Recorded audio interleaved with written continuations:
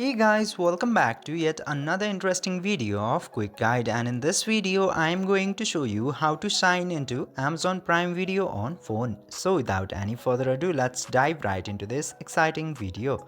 Now, in order to sign into your Amazon Prime Video, you just simply have to open your Prime Video application at first, and after opening the application, you can see these two options. Now you just simply have to select this sign in option in order to log into your account, and after that just simply enter your email address into here, and after entering your email address click to this continue button. Then after entering your email address it will ask for your Amazon password. Now into here you just simply have to enter your Amazon password, and after entering the password simply click to sign in button.